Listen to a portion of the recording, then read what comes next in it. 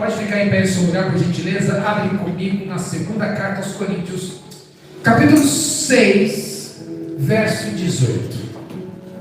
Segunda carta aos Coríntios, capítulo 6, verso 18. Aleluia. Todos são da casa hoje, estão vindo aqui, está todo mundo em casa, né? Amém. Lembra que eu lancei um desafio para você de trazer apenas uma pessoa. Se proponha a multiplicar mais um. Então, estamos aí neste mês que estamos recebendo um pensamento sobrenatural. Receba também este desafio e esta ousadia de ser um multiplicador. E olha só o que diz esse texto para as nossas vidas nesta noite. E eu serei para vós pai. Diga comigo, pai. Pai. E eu serei para vós pai. E vós sereis para mim filhos e filhas, diz o Senhor Todo-Poderoso. Amém. Coloca a mulher bem pertinho do teu coração e começa agora a chamar o pai para te abraçar, para cuidar de você. Ele está aqui, ele tem te chamado como filhos e filhas. Você é filho, você é filha, é o tema dessa noite, chamados de filhos. E hoje vamos receber uma porção sobrenatural do nosso Pai, um pensamento novo, um pensamento sobrenatural, um pensamento espiritual, para termos através dessa mudança de mente, caminhos liberados do céu. Senhor, obrigado por esta palavra. Eu te convido mais uma vez, Espírito Santo de Deus, vem agir em nossas vidas, em nossos corações, age em nossas mentes nesta noite, liberando esta palavra revelada para cada um de nós, em nome de Jesus. Amém. Glória a Deus. Pode se sentar, queridos irmãos. Aleluia. Amém. Eu quero aqui chamar as pessoas que foram batizadas. As pessoas que passaram a fazer parte da igreja Atos na última ceia. E você que está vindo na igreja e quer conhecer um pouco mais sobre a nossa história, vai ter um café com o pastor Jô no domingo que vem, às 9h30 da manhã. Domingo que vem às 9h30 da manhã, café com o pastor para os novos membros, aqueles que voltaram para a igreja, que estão fazendo parte da igreja, e aqueles que querem conhecer um pouco da nossa história. Domingo que vem às 9h30 da manhã para o café com o pastor aqui na igreja. Você está convidado. Amém, queridos? Posso ouvir um amém? Amém. Glória a Deus. Queridos, a ministração dessa noite é para quem é filho. Só para eu saber, deixa eu fazer uma pesquisa. Quem é filho aqui? Levanta a mão. Obviamente todos, né? Todos nós somos filhos. Só que o mais interessante dessa história e dessa palavra, que quem está nos chamando de filhos aqui é o próprio Senhor Deus Todo-Poderoso. Quem traz essa revelação é o apóstolo Paulo, quando escreve para uma igreja que está vivendo um momento de confusão. Na sua origem, no seu nascimento, a igreja de Coríntios era uma igreja, podemos dizer assim, uma igreja muito pujante para a sua época. Era uma igreja muito ativa e estava tudo acontecendo ao mesmo tempo. Uma igreja, se fosse determinado de repente um temperamento para essa igreja, talvez seria uma igreja misturada de sanguínea com colérica, porque ela queria fazer tudo, viver tudo, chamar todo mundo. A ceia era uma bagunça, tinha os dons espirituais, tudo acontecendo nessa igreja. Que bom que aconteceu isso, porque foi registrado vários ensinamentos para nós hoje. Fazemos as coisas com ordem, com decência e entendemos quem nós somos no Senhor. E aquela igreja começou a receber as pessoas que estavam sendo convertidas, mas algumas pessoas que entravam não queriam mudar a sua maneira de viver. E aí o apóstolo Paulo teve que chamar a atenção: olha, vocês estão sendo chamados de filhos de um Deus que é todo-poderoso, e todo filho se parece com o Pai. Diga assim: todo filho se parece com o Pai. Então, quando as pessoas olham para você e mexer no seu queixinho, falam: você é a cara do seu pai. Aí você vai ter que lembrar do seu Pai do céu. Você é a cara do seu Pai que está nos céus. O que quer dizer isso? Ele nos chamou para sermos a imagem e semelhança dele. Lá em Gênesis capítulo 1, Deus falou assim: façamos o homem a nossa imagem e semelhança. A imagem e semelhança de Deus quer dizer que nós vamos absorver dele o caráter, absorver dele o modo de pensar, absorver dele o modo de decidir. As tomadas de decisões serão parecidas com as tomadas de decisões do Pai. Mas você pode me perguntar: mas pastor, como eu vou fazer isso? Espírito dele habita em você. Quando nós aceitamos a Jesus como nosso Senhor e Salvador, o Espírito de vida e de ressurreição passa a habitar em nós. Juntamente com este Espírito, esta vida, este fôlego divino começa a nos incomodar com algumas coisas, com algumas atitudes que nos faz lembrar às vezes nosso pai dele, que nos faz lembrar talvez nosso parentesco aqui na terra, coisas que nós não queremos fazer igual. Tem coisas boas que nós fazemos iguais, isso é legal, algumas habilidades, que bom que nós herdamos do nosso DNA, mas tem algumas coisas que nós temos que abandonar para parecer cada vez mais com aquele que tem nos chamado de filho. O Senhor disse: eu serei para vós pai, e vós sereis para mim filhos e filhas, diz o Senhor Todo-Poderoso. Então, ser um filho que se parece com o pai, isso não é uma ação instantânea, uma mudança automática. Você vem aqui na frente, aceita Jesus e sai por uma cápsula de transformação, pisou na calçada, está completamente diferente. Não é assim não. É um processo.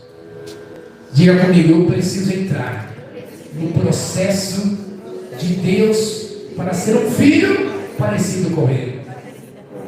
E aqui, queridos, temos que responder algumas questões para que esse processo aconteça da melhor forma possível. E de repente, quem sabe, o mais rápido possível.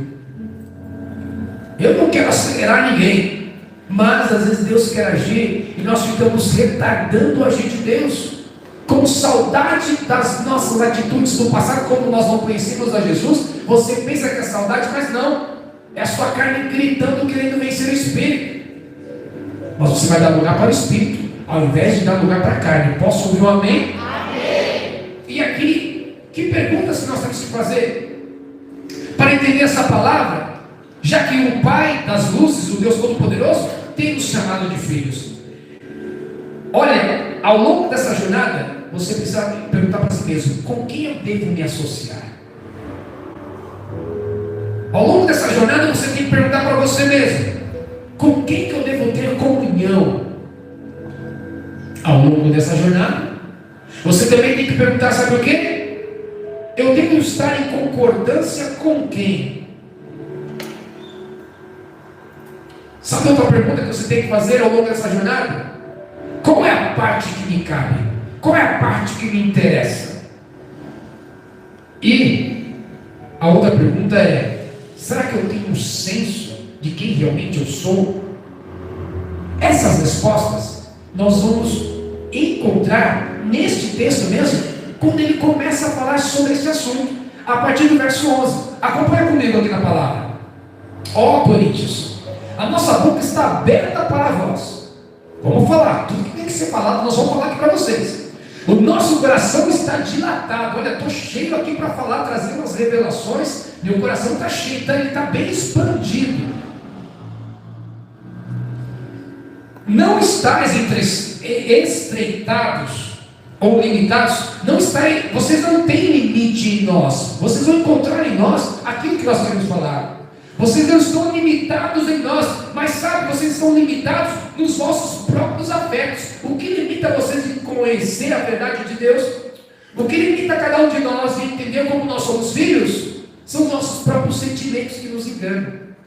Então, eu não quero que cada um aqui se limite no seu sentimento, no seu afeto, mas que você comece agora a expandir o seu pensamento para entender como é bom ser filho de Deus e ser aprimorado ao longo da jornada até Jesus voltar. E ele fala assim, o apóstolo Paulo no verso 13: ora, por causa disso, em recompensa disso, falo como a filhos. Então, dilatai-vos também vós. Começa a expandir, quebra essas limitações, abre o coração para receber essa mensagem. Vira para o seu irmão e fala o seguinte: meu irmão, abre o teu coração, abre a tua mente para receber essa mensagem agora. Agora nós vamos responder aquelas perguntas. Primeira pergunta: com quem que eu devo me associar? Verso 14, o apóstolo Paulo diz assim: olha, não vos prendais a um jugo desigual com os infiéis, porque que sociedade tem a justiça com a injustiça? A primeira resposta que temos aqui é que nós devemos nos associar com a justiça. Sabe qual é a melhor definição dessa palavra? Já disse aqui uma vez, vamos ver que é bom de memória. A melhor definição da palavra justiça, sabe qual é? Atos aprovados por Deus. Toda atitude que é aprovada por Deus é justiça. Olha, estou aqui com meu amiguinho na escola e vamos aqui receber um pacote de balas. E vamos dividir nessa festa. Lembra quando você fazia aniversário? Pelo menos na minha época era assim. Quando a gente fazia aniversário, no primário, a gente levava um pacote de bala para a escola e dava na mesa de cada um. Quem já fez isso quando era criança? Né? Já fez isso? O pessoal tem que ser mais próximo hoje. Faz isso também, é uma boa experiência. Do aniversariante levar alguma coisa no dia do seu aniversário e entregar para cada amiguinho na carteira. E às vezes quando sobrava, você dividia com todo mundo. E aí, você tem um pacote de bala. Você vai dividir com o seu amigo. Aí você faz um para você, um para mim. Lembra do pica-pau? 2 para você, 1, 2 para mim. 3 para você, 1, 2, 3, 4, 5, 6 para mim. A jovenzinha está dando risada, ela lembrou desse desenho. Olha só, isso é um ato aprovado por Deus? Não, então é injusto. É injustiça. Quando eu tenho atitudes que são aprovadas pelo Senhor. Olha só, eu vou fazer um trabalho na rua, encontro uma pessoa que me pede dinheiro. Eu falo, não vou te dar dinheiro. Pastor, será que isso é um ato aprovado por Deus? Ou até mesmo, para entregar uma cesta básica. Falou, hoje eu não vou te entregar uma cesta básica. Se eu te entregar uma cesta básica hoje, talvez você não vai procurar emprego amanhã, não vai mudar de vida amanhã. Às vezes nós pensamos que o ato de entregar a cesta básica é um ato justo. Mas às vezes o ato de você não entregar uma cesta básica pode ser até mais justo ainda. Se o Espírito Santo te conduzir para isso. Porque tem uma experiência que minha esposa teve, a pastora Adriana, que Deus falou para ela não entregar para uma pessoa, que aquilo ao invés de ser bênção seria maldição. Então, para fazer atos aprovados por Deus, você tem que estar conectado com o Espírito Santo, em comunhão com Ele. Não há sociedade entre a justiça e a injustiça. Quem é do Senhor é justo, e por conta disso, os teus atos serão aprovados pelo Senhor, porque você é guiado por Ele. Quem está entendendo, diga amém. Amém. Como então, pastor, eu faço para ter atos de justiça? Tenha comunhão com o Pai, você é filho. Ao longo dessa caminhada, neste processo, nós vamos aprender que nossos atos têm que ser os atos parecidos com o do Senhor. Nós cantamos, grandes são as tuas obras, Senhor dos exércitos, pois os teus atos de justiça se fizeram manifestos. Se nós cantamos isso, nossos atos também têm que ser manifestos através de justiça. As nossas obras também têm que ser obras grandes, porque vão engrandecer ao Pai, vai salvar vidas, vai tirar vidas da miséria, ao invés de mantê-las na miséria. Tem gente que quer que pessoas sejam mantidas na miséria. Tem governo que para ele é maravilhoso ter pessoas na miséria. Tem gente que gosta disso, que as pessoas fiquem na miséria dependentes cada vez mais dos homens. Mas ei, eu quero te dizer, você não depende de homem algum, você depende do Senhor, e você trará atos de justiça dele para esta terra, em nome de Jesus. Amém. Atos de justiça. Não se associe com aquilo que é injusto. E eu quero trazer um alerta para a igreja, para quem está nos assistindo, porque este ano é um ano de eleição. E fique atento aí da gente. Ano de eleição, todos os candidatos se convertem, né? Aparece na igreja, aceita Jesus, chora, dobra o joelho. Pô, na época da eleição, por que não aceitou Jesus antes? Se for verdadeiro, amém, glória a Deus. Em ano de eleição, quem é a favor das drogas, deixa, para, agora eu não sou mais a favor das drogas. Em ano de eleição, aqueles que pregam todo o tempo a respeito do aborto, chega na época da eleição para ganhar o voto do evangelho, fala, não, esquece essa conversa de aborto, que é isso? Passa a eleição, o cara ganha, volta a falar, pode colocar o aborto aí na pauta. Pode colocar 30 gramas de maconha para todo mundo ser maconheiro.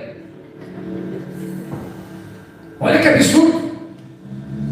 O inferno também faz campanha, tá, gente? O inferno faz campanha. Você conhece aquela história? Que o homem encontrou com... O homem teve 2 chances antes de morrer. E aí o anjo da morte chegou para ele e falou: eu quero te dar uma chance. Você quer conhecer o inferno ou o céu primeiro? Eu quero conhecer o inferno antes de morrer. Tá bom, vou te levar no inferno. Chegou lá, o diabo estava lá. Mas quando ele chegou no elevador lá para o inferno, abriu a porta, tinha um campo verde, os demônios todos bonitos jogando golfe, bebendo as melhores bebidas, chateau de Chateaubriand, aqueles nomes estranhos, oferecendo lindas mulheres para não para lá e para cá. E o que? Aí o demônio falou, aí o anjo da morte falou o seguinte: vamos fechar a porta e vamos subir. E aí, quer conhecer? Você está de brincadeira? Acabei de ver um lugar maravilhoso lá. É para lá que eu quero ir, não quero ir para o céu não. Tá bom, mas sua última chance, é isso mesmo? É isso. Então pode descer. Desce. Quando ele abre a porta, o fogo saindo, o capeta espetando a poupança de todo mundo, pegando ele pelo pescoço, amarrando lá na corrente. Mas que é isso? Ô diabo, o que você fez? Não era esse inferno que eu fiz. Meu filho, está em campanha eleitoral. Você está fazendo campanha para ganhar seu voto. Agora já era, pode vir. É a mesma coisa. Atos de... Não tem como a gente se associar com atos de injustiça. Porque o nosso Deus é justo, o nosso Pai é justo. E nós vamos nos parecer com Ele. Os teus atos serão aprovados pelo Pai. Tendo plateia ou não. A verdadeira justiça acontece quando não tem plateia. E aí você vai manifestar que você é de Deus. Amém? Amém. E aqui, queridos, a segunda pergunta que nós vamos responder é: com quem eu tenho comunhão? Aqui no verso 14. E que comunhão tem a luz com as trevas? Alguém quer me responder? Há alguma comunhão com a luz e com as trevas? Não há. Ou é luz ou é treva. A palavra comunhão tem a ver com ter algo em comum. Dessa palavra se origina outras. De comunhão vem koinonia, companes, aquele que come o pão junto, aquele que está em acordo. Mas esta comunhão é um pouquinho, tem uma profundidade diferente da palavra acordo. Porque comunhão é estar frente a frente, andando lado a lado, dividindo aquilo que tem. Aí já pensou você dividir, você sendo luz, tirando o seu poder de realização e entregando para as trevas? Ou seja, o Senhor tem um poder de realização para você, o Senhor te capacitou para ganhar vidas, para falar do amor dele, o Senhor tem trabalhado na tua vida para você vencer toda a timidez, para você ser ousado nas coisas referentes ao Senhor. E aí, quando você deixa de agir desta maneira, e você remete ao seu tempo que você era treva, e usa o seu dom para as trevas, você desfavorece toda a ajuda de Deus na sua vida. Porque onde abundou o pecado, superabundou a graça. Nós estávamos numa reunião numa casa esses dias, eu falei isso.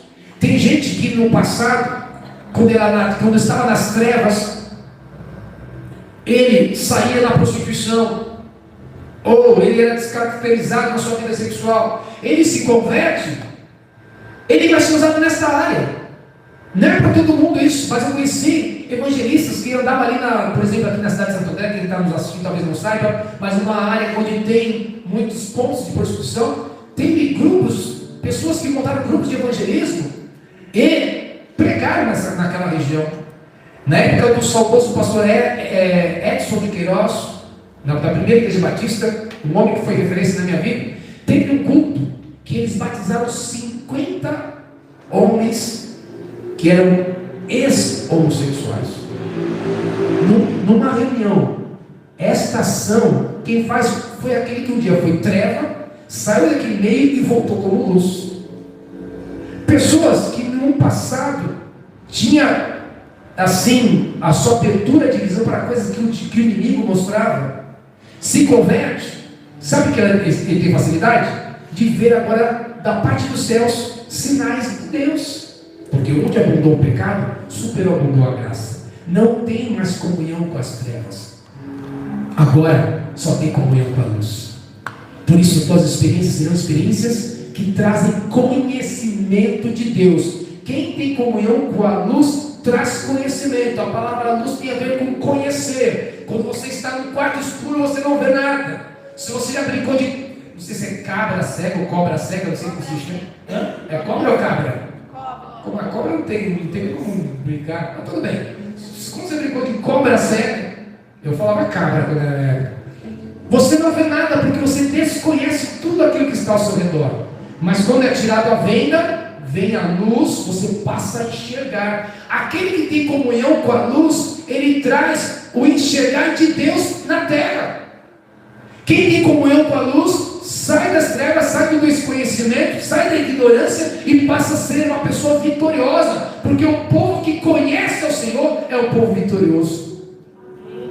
E a Bíblia ainda diz que aqueles que não têm o conhecimento por não conhecer a Deus, terão a morte. Só que eu profetizo a luz do Senhor sobre a tua vida, diante dos teus olhos, descortinando aquilo que está obscuro, descortinando aquilo que está apagado, descortinando aquilo que está de uma forma misteriosa. Não há nada oculto que não será revelado, porque a luz do Senhor está sobre a tua vida. Amém. Você como filho se parece com o Pai, e Tiago revelou sua carta, o Pai das luzes. Nós somos a luz. Jesus falou, eu sou a luz do mundo. Uma vez ele disse isso. Mas no outro momento que ele disse, vocês são a luz do mundo e sal da terra. Quem é a luz, diga amém. Quem é sal da terra, diga glória a Deus. Então pode aplaudir o Senhor, porque você vai iluminar a sua geração neste tempo. E olha só, queridos, mais uma pergunta que nós vamos responder nesta noite.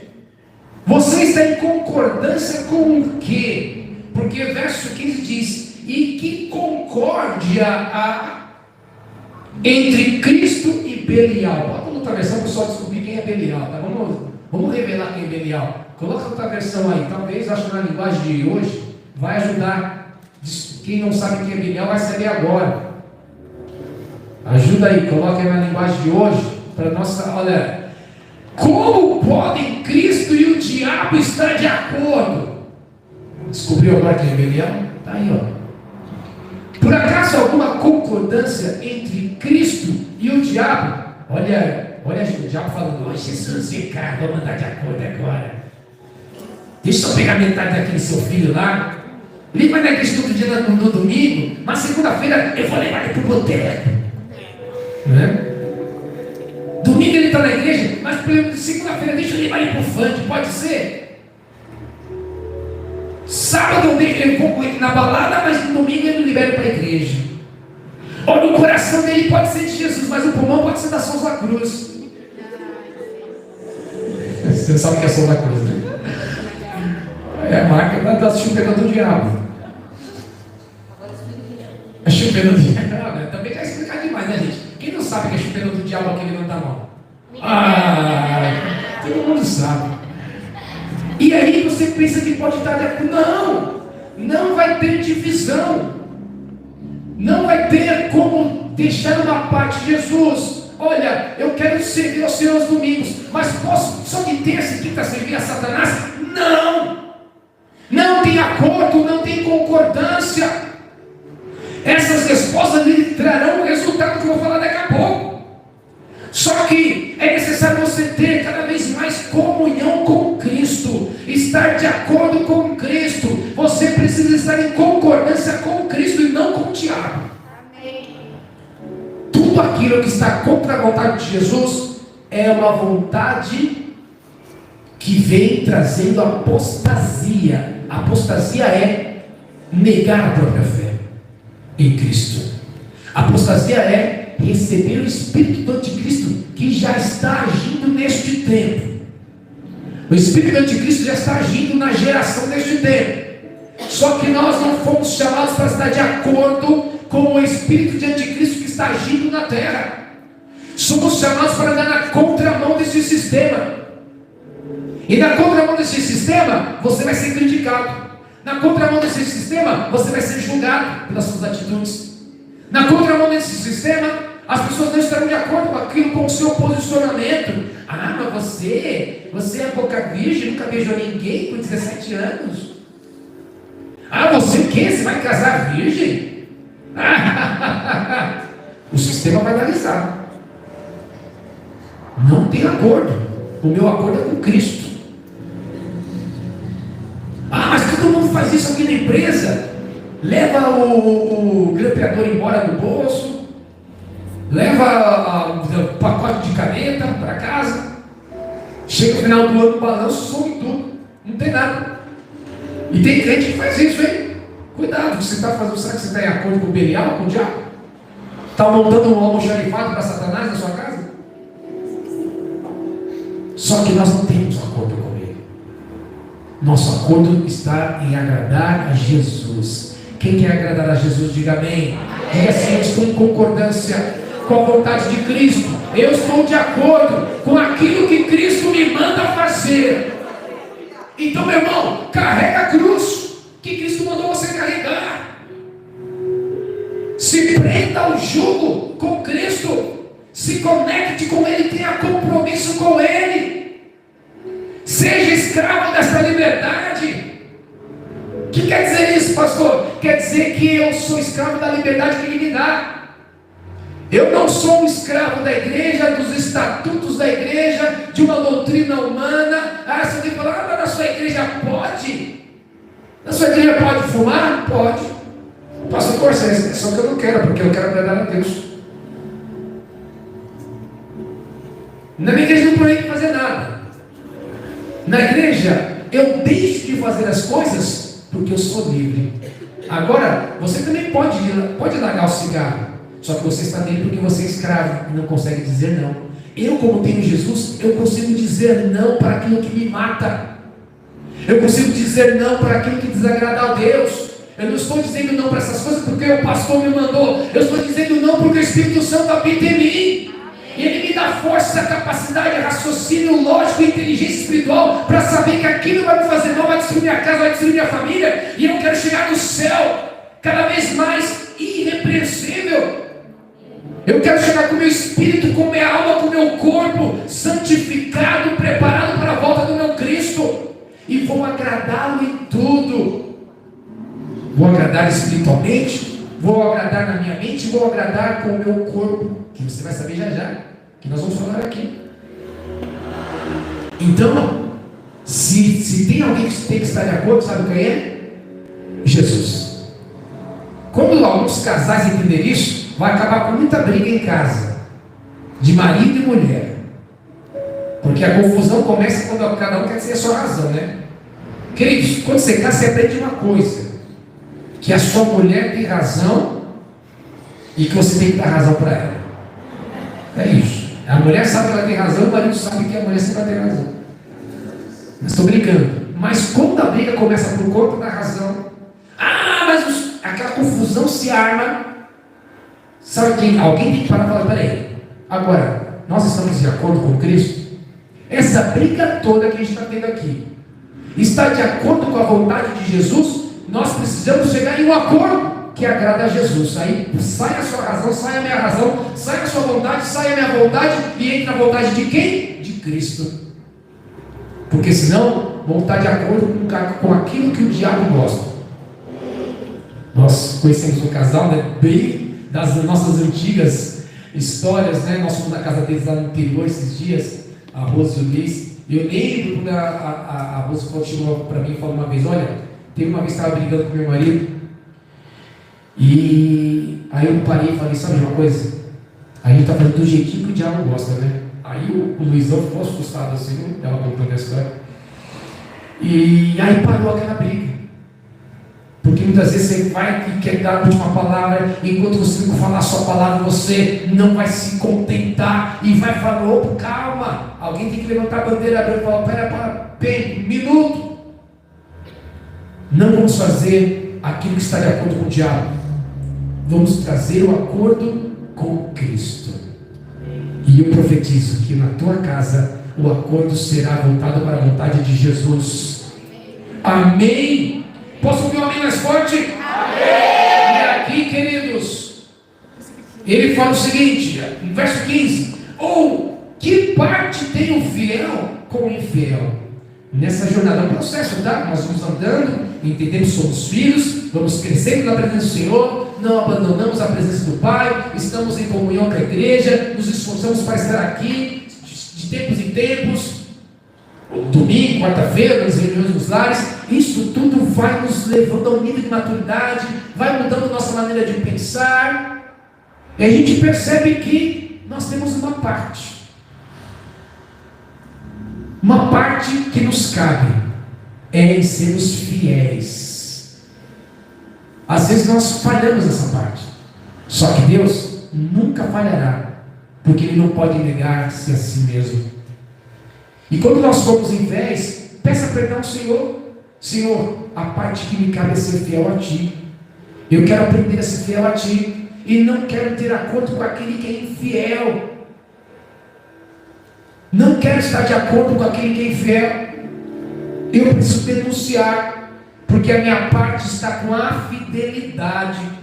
E eu profetizo esse despertar em nosso meio, de fidelidade com o Senhor, de fidelidade com a visão que Ele tem nos entregue, de fidelidade com a obra de Deus. Eu profetizo sobre nossas vidas esta capacidade de sermos fiéis àquilo que o Espírito Santo quer que a gente faça. Amém?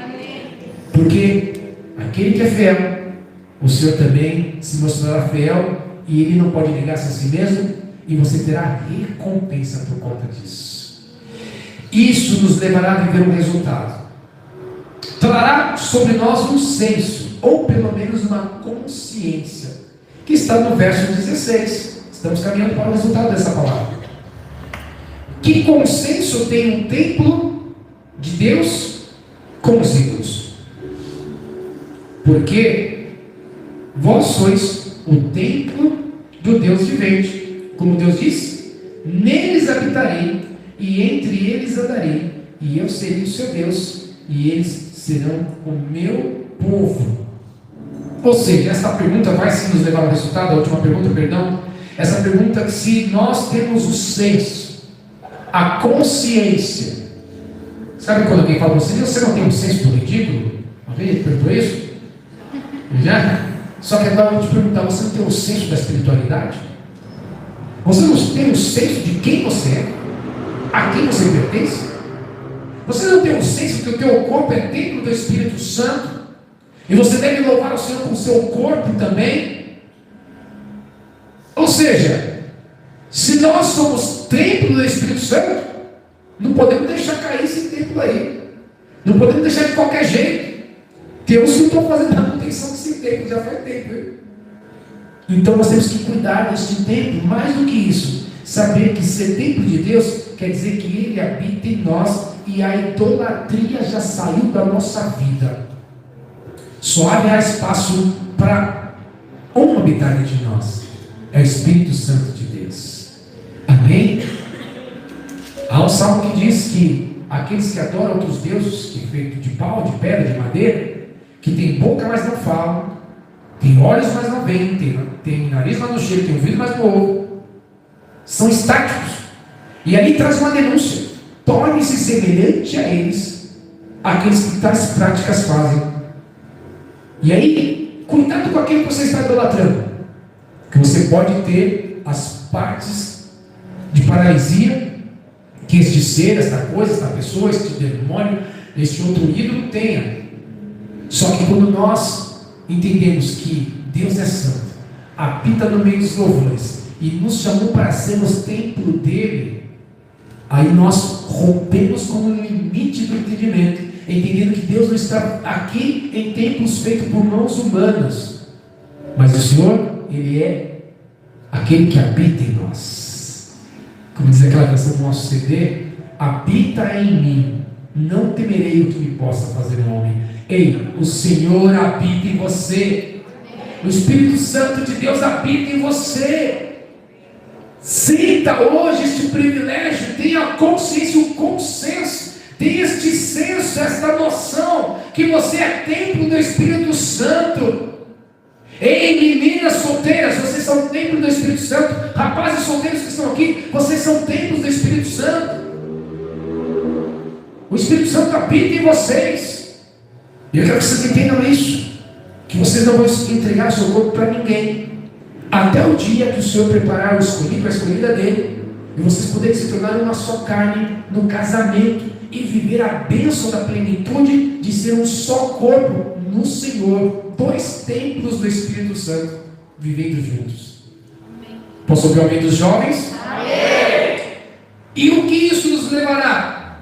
Olha só, verso 17, Deus falando: já que eu sou teu Deus, já que vocês são meu povo, já que vocês são meu templo, eu habito em vós, o resultado dessa palavra é isso que está no verso 17: saia do meio dele. Do meio de quem? Do meio dos ídolos, do meio da idolatria, do meio da sujeira, do meio de Belial, da infidelidade. Saia do meio das trevas, saia do meio da injustiça, saia dessa bagunça toda. Apartai-vos, separem-se deles, diz o Senhor, e não toqueis nada imundo, e eu vos receberei. Deus está falando o seguinte: olha, se vocês entenderem que a sociedade de vocês é com a justiça, que a comunhão é com a luz, que a concordância é com Cristo, que vocês têm parte com a fidelidade, que vocês têm com a consciência que vocês são meu templo, se vocês entenderem esta palavra, aí vocês andarão no caminho da santidade. Repita comigo: caminho da santidade. Isso. Ser santo é ser separado para Deus. Se eu sou separado para Deus, por isso eu não estou em sociedade com a injustiça, não estou em concordância com o diabo, eu não estou em comunhão com as trevas, eu não tenho parte com a fidelidade, eu não sou templo da idolatria, eu sou separado para Deus, porque Deus já me deu uma ordem: sai do meio de tudo isso. Você é meu, você é minha, diz o Senhor. Você é separado para mim, você está sendo separado para viver essa santidade. Meu representante na terra, meu filho, meu embaixador, meu sacerdote. Você representa aquilo que tem de melhor, a vontade de Deus. Melhor dizendo, você representa o próprio Pai Celestial aqui na terra. Nesse dia dos pais, nós temos um Pai para celebrar todos os dias. Um Pai que tem nos chamado para sermos parecidos com Ele, para sermos representantes desta família espiritual, e juntos andarmos nessa história, e entendermos que esta palavra se cumpre em nós. No verso 18, fechamos o ciclo dessa ministração. Esta palavra se cumpre em nós, Deus dizendo: eu serei para vós Pai, e vós sereis para mim filhos e filhas, diz o Senhor Deus Todo-Poderoso. Amém? Feche os seus olhos, por favor. Glória a Deus, o Senhor está aqui. Obrigado, Espírito Santo. Oh, que bênção. Obrigado, Senhor, por esta palavra. Vai conversando com o Senhor, vai colocando diante de Senhor: se um dia eu fiz a associação das trevas, me perdoa, não quero mais ser uma pessoa entrevada. Se um dia eu pratiquei atos de injustiça, eu te peço perdão, tira isso de mim. Senhor, se um dia eu estive até em concordância com aquilo que Satanás pensa e imagina a respeito das coisas, e eu fui ludibriado por isso, me perdoa, Senhor, coloca a mente de Cristo em mim. Eu quero ser fiel para contigo, eu quero ter essa consciência que eu sou o teu templo nesta hora. Vai falando com o Senhor, vai falando com o Espírito Santo de Deus. Aleluia. Nem olhos viram, nem ouvidos ouviram, nem jamais penetrou no coração humano aquilo que o Senhor tem preparado para aqueles que o amam. Oh, aleluia! O Senhor te trouxe aqui nessa noite para te trazer a memória que você foi gerado de entranhas. Eu e você fomos gerados na cruz do Calvário. Aleluia! E eu até poderia falar para você que você não foi achado no lixo, como muitas vezes eu, ao corrigir os meus filhos, eu falei: eu não te encontrei em qualquer lugar. Eu não te encontrei no meio do lixo. Mas não foi assim conosco o Senhor. O Senhor nos encontrou no meio do lixo do mundo. Muitos sem esperança, muitos amargurados, angustiados. E o Senhor nos encontrou quando nós não poderíamos entregar nada a Ele, quando não havia nada de bom. Ele olhou para nós com um olhar de compaixão e de misericórdia. Olha aí no seu lugar. Vamos para frente, meu amado irmão, minha amada irmã. Oh, que a graça do Senhor Deus, aleluia, as ricas consolações do Espírito Santo e o poder que é do alto através do sangue de Cristo seja sobre a tua vida, e você tenha este pensamento novo, este entendimento como filho, que nesta jornada você será lapidado pelo Senhor, tratado e cuidado por Ele, para ser representante dessa santidade, aonde quer que você vá debaixo dessa palavra poderosa, em nome do Pai, do Filho e do Espírito Santo